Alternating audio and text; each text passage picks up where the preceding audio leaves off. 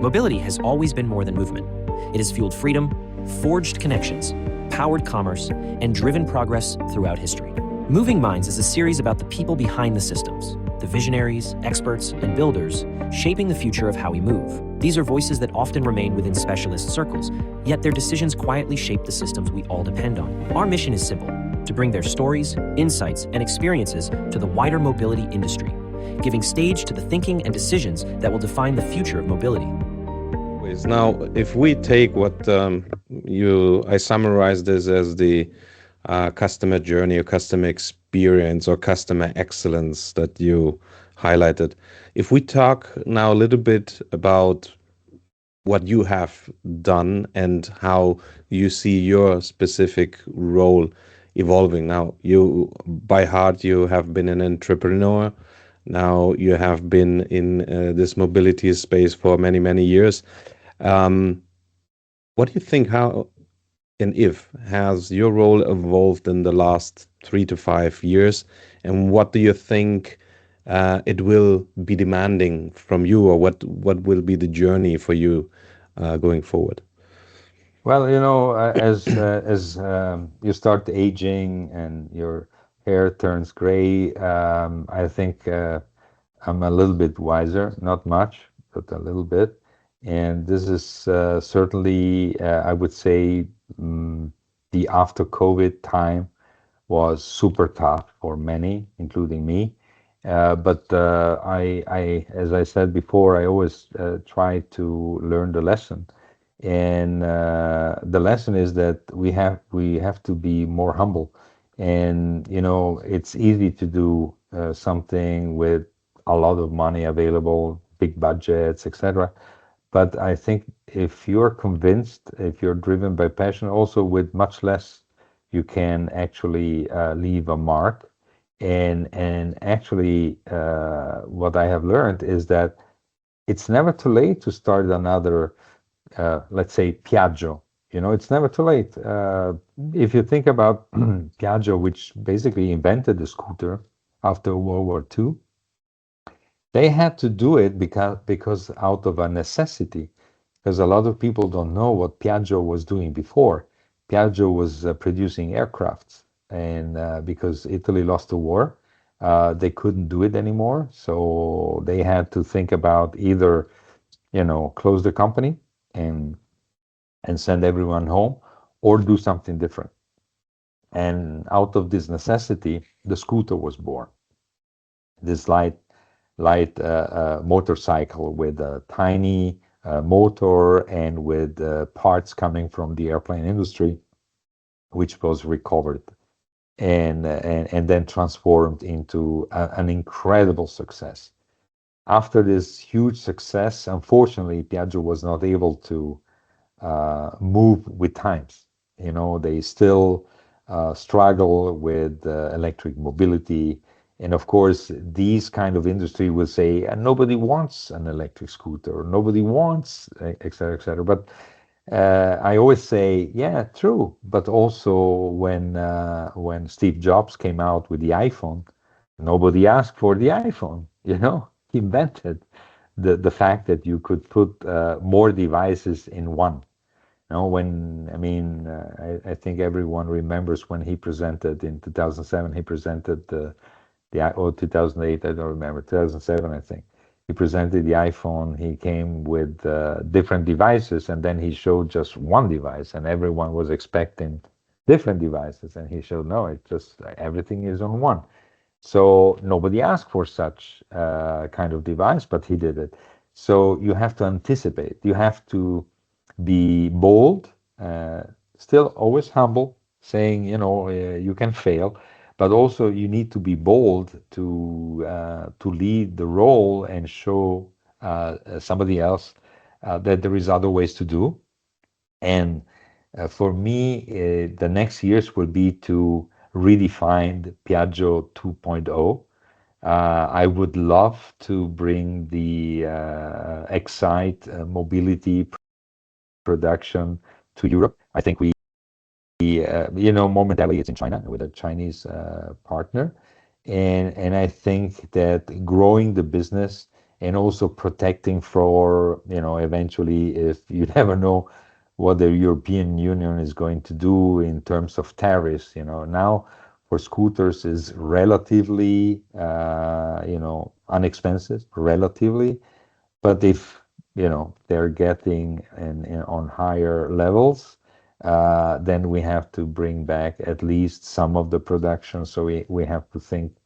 I mean, the only I always say that lately, the only thing which is certain is that we live in an uncertain time. So you don't know. So be prepared. Be prepared to change your strategy, and be prepared for change, for a quick change. And the fact that companies like us are very, lean in terms of number of people involved. We rather prefer to team up with companies than do it all by ourselves, Mm. because then you need more manpower, more money, more funds. And strategic partnership are going to be very important in the future. And we cannot forget and concentrate about, we cannot forget the others. We cannot concentrate just on our backyard. Yeah. You can't survive with your small backyard, especially the Europeans. So we really need to, another phase of the global world, because we are facing terrible times. And that's the reason why it's more a strategic globalization that we have to think about. So work also with what you thought is your enemy. In reality, you don't have enemies, you don't have friends, because the friends turn the back and say, I don't want you anymore. I don't like you anymore. What Mr. T is doing in North America, tariffs. Now, for us Italians, I just was reading the other day that they want to apply 100 and whatever percent tariffs on pasta, for instance. And you know how important pasta is for the Italian exports, and all this kind of crazy economy. you know that's the reason why I'm saying be prepared for change, be prepared to work also with those that you thought it's your enemy, be strategic, and then have a plan that you can execute together with Mm. others. We're not able to do it by our own. We need the others as well. Yeah, you mentioned a few times uncertainty. Now, you have been throughout your career someone who has taken risks, as we have learned. You have been a pioneer. By definition, that's an uncertain territory. Um, I would like to know when Gianfranco gets in a situation where things are uncertain or maybe even overwhelming. What does your mindset look like? Is there any habit that you rely on um, to overcome the uncertainty or master or manage things that are overwhelming? First of all, I do not like to take an immediate action out of this is what I have learned over the time, because 20 years ago, I would simply react as, as someone that a straight shooter, and maybe without thinking about what I'm going to do and to say. And now becoming more, a little bit more wise, as I was mentioning before. I say to myself, okay, uh, let's take a walk. For instance, in the last years, especially with with the COVID, we have a little dog at home, and that was ideal for the COVID time, because the rule in Italy was that if you have a dog, when we are in the hard lockdown, we could just go to the grocery shop and go back home, and you were not allowed to stay outside or to walk or whatever. But with a dog, you could. So that was the time where I used to walk the dog very often, and this became a habit, because when you walk and you take, I mean, the area I live, which you know very well, is ideal for that. I mean, I'm very fortunate to live in a beautiful spot of our planet, and walking is my way to find out the right strategy. And also reading Chinese philosophy, Mhm. Chinese book, and Korean philosophy, the yin and the yang. There are things that look like it's going straight, but it's never straight. You always have to bend at some point. And it's the yin, the yang is divided in black and white. So sometimes you are more on the black part and sometimes you're more on the white part. So studying these philosophy books also helped a lot. I then was in the COVID time, I was listening a lot to Chinese generals podcast of the Han Dynasty, also three times the first Chinese dynasty, how they were interpreting the enemy and how to fight against. And in my case, the enemy is myself. When I had to take decisions, that were also eventually a kind of harming potentially also the wealth, the personal wealth of my family. And yeah, that helped me a lot. So this was my listening to podcasts and also listening to someone which I really admire. Uh, like I give you just an example, like the speech of Martin Luther King, "I have a dream," something like that. This helped me a lot to build up this momentum, to build up this positive energy to take a decision. Okay. And of course, I would never be able to do it if I would not have an incredible family and a couple of very, very, very good friends that are always there, especially when you need them, which is the bedtime of yours. And I think the mixture of all this made the man I am today. Yeah, amazing. So think, read, listen, and Yes. for the audience out there, if you don't have a dog, get a dog to do the walk. A pet, any pet, could be anything else. Perfect. We talked about the things that made you proud. You mentioned the example of the charging station in the crossroad of the Brenner. Now, anything other, even if it's a small thing or maybe a big thing like the charging story, that you think you had a very big impact and you're really proud of? Yeah, that I had the balls to give the first $2 million to Henrik Fisker to start the company. Yeah, without that money, there would be no Fisker Karma. There will be no Fisker Automotive, and yeah, that. And back then, so I had a life before the car industry, which was tractors and agricultural machinery, and which I did for more than 20 years. And then I sold the company, or I sold actually my shares of the company because I was not owning the company by my own, but I had other partners as well. So I sold my shares and I had this bunch of money. And I don't love money by itself. I love the money that allows me to do projects. So I never just keep the money, idling on a bank account in my pockets or whatever. But I love to use it to get to another project, to get to another and start dreaming and start transforming, et cetera, et cetera.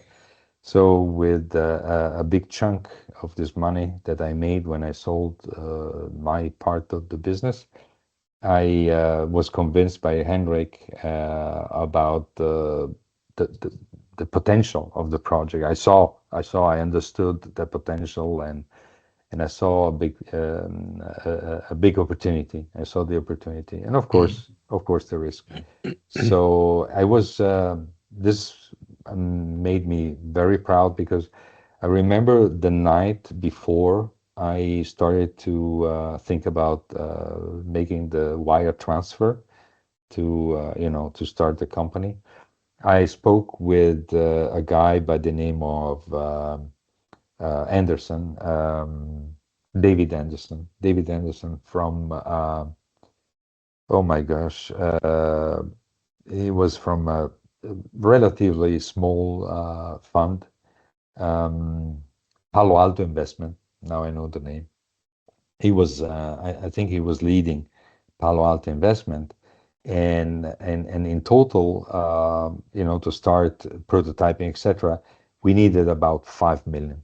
Okay, and so I remember the call. I never met him. I met him later, but by the time we never met in person. So I got his telephone number, and I was in the hotel room in Irvine, California, where Fisker had the first offices.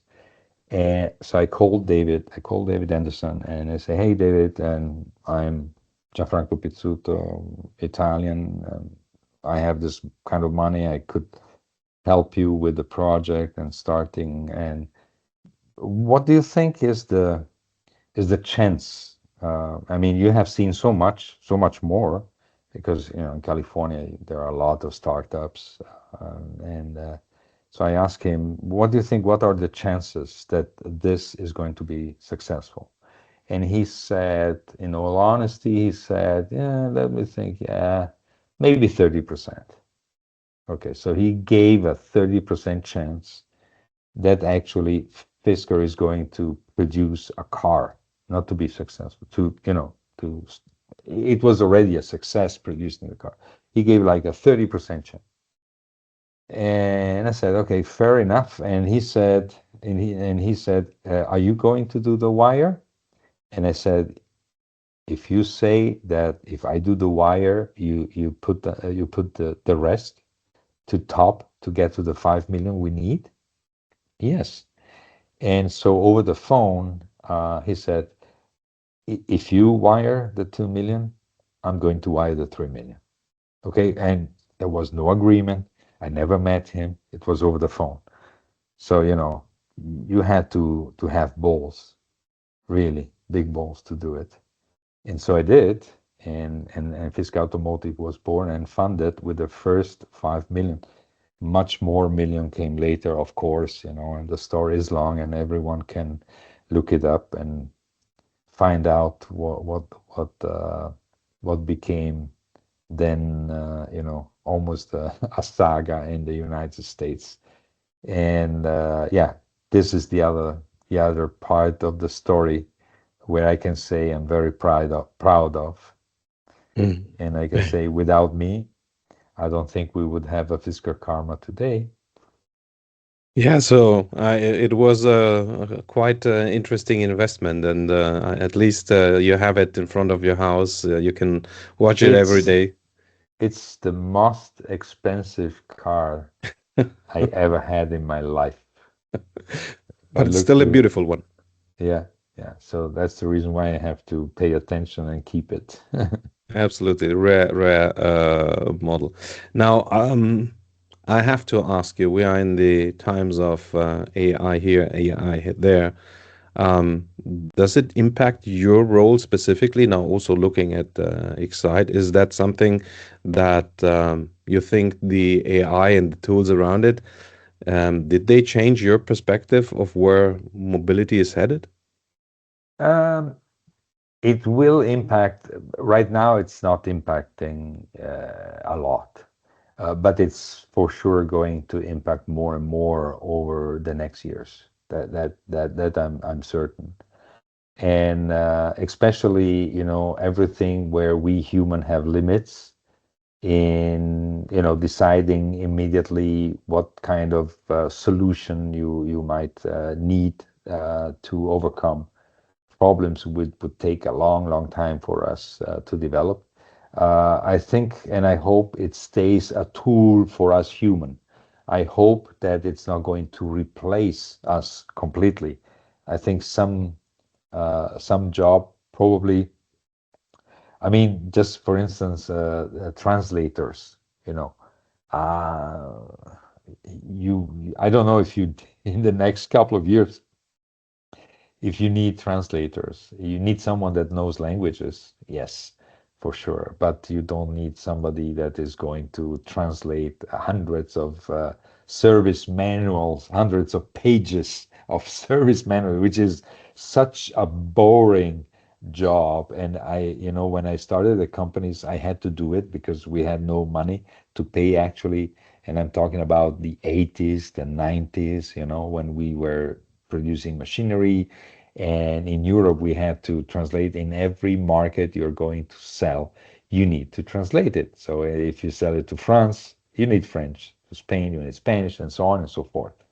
And because I speak a couple of languages and my wife as well, we did all the translation by ourselves, and I simply hated it because it's repetitive and it's a lot of technical stuff. It's not, but I did it to save money, and I think this kind of jobs will definitely be better with AI, because AI never get bored and never get tired and works on Saturday, it works on Sunday, the night, the morning, doesn't care. So if we can focus on replacing those jobs that are boring, I think AI is a great thing. But it should never be a complete substitution of us, no matter what you do. And I don't know if we are going to be successful, on this. Absolutely. Now, if you look ahead, maybe the next 5 years, um, what excites you most? And maybe on the other side, is there anything that keeps you up at night when you think about the future? Yeah, so I start with the last part of your question. So what keeps me up at night is actually the fear that we might enter into another world war period, different definitely from the first and the second. It's something. I mean, it's already happening. This the story of the drones coming into European airports. So I'm thinking about, yeah, what should I do? Should I really take the next plane to go to Copenhagen or Hamburg or Berlin, or should I eventually take the train? Or my son is actually, in the age where he could, be asked to join the army forces and all that, and I would like to have rather a peaceful time where we can all grow, etc. So this keeps me up at night. Actually, this gives me really headache, and I hope I'm completely wrong. And the other thing which really I look forward in the next 5 years is to see, all these improvements we have done with the self-driving technology, etc., that is going to actually work. I think that a lot of the fatalities we have, accident we have, is because people don't drive. They do anything else. I mean, I was reading the newspaper this morning, again, fatalities of people that were doing something on their smartphones instead of driving and all that. I think that the solution is really the self-driving. I mean, there are people that better don't drive, you know. So I hope this is something that is going to be implemented in the next within the next 5 years, as well as the possibility to have a society where everyone is able to just buy the piece of mobility he needs without the need of owning the hardware. Where you can, you know, today I'm using the Exide one because I have to go downtown in Milan and there is no parking place, etc. But on the weekend, I would like to go to Lake Garda with my family, so I'm going to have a station wagon or an SUV, whatever, because I need more room. This is still very difficult, this integration. And for instance, I said already to many dealers actually that they could potentially become a hub. The dealership today, you go there and you buy something. So you go there with the old car and you take the used car and you take the new car. So it's a store. And I see the potential of the dealerships to become a mobility center where you go there because you have a subscription, where everything is on subscription. Okay, you have a model which is 50 euros a month, which gives you freedom from the Excite One to a little city car, or you have another level of subscription where you get bigger cars and maybe, who knows, something that can fly also. So I think this is really what we should have and implement in the next year. So Mm, no more fatalities, no more the need of purchasing something which is very, very costly. And think about that our kids, the new generation working now, are getting less paid than we used to have when we were the same age. So, I mean, that's the reason why people now, young people now tend not to have a driving license anymore and prefer to use mobility in any ways. There are parts of Europe which are more, easy to go through, and others less. And I would like to see something which is more smoother than we experience right now. It has to be a seamless experience. Like now, if you Google something and you find out what you were looking for, and you find the information you're looking for just by typing what is your search. I would like that the same happens effortlessly with our mobility. This is a huge, huge market that needs to be fostered, and there's a lot of mining work still to do. mm. With that said, that brings me to my last question for you, Gianfranco. Looking at your journey and the vast experience that you have in this industry. Now, if there would be one whisper or a tip that you could give to every young person who wants to enter the mobility world, what would it be? I think when you are a student, you should start to work with manufacturing. Get into manufacturing. A lot of people that today, they study something, computer science, whatever. Uh, they dream about a desk, uh, computer, nice job, clean job, sort of. And this is my personal experience. I started in actually in manufacturing and assembling parts together, because this gives you really the feeling of how important it is to understand what you do. Because sometimes I see young designers, young engineers that perfectly trained, have the best uh, results in school, etc., but have no idea how actually something is put together. So no matter what you manufacture, could be, housing, could be furniture, could be cars, could be anything, but start developing your first experience by doing manually something, manufacturing or being a part of a manufacturing process that opens up to then do what you will do later better by understanding what others will have to do probably their entire life. If I may summarize, walk the talk, not just the theory, but get your hand dirty, know exactly what you're talking about. This Walk the would be talk. your piece Yes, of walk the talk. recommendation. Amazing. Exactly. Yes. Gianfranco, thank you so much for sharing It has been your a story. pleasure, Giuseppe. Your story, I'm sure it will inspire, and we probably learned also new things that many don't know about you.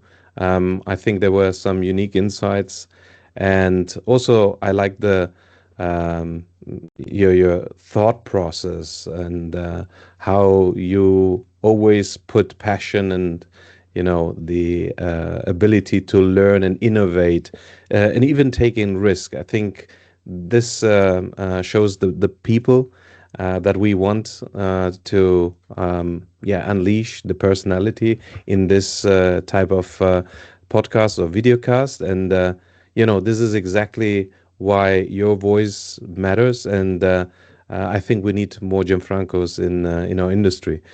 So again, thank you so much, and it was a real pleasure to have you Thank with you me today. for inviting me, Giuseppe. Ciao, ciao. Thank you.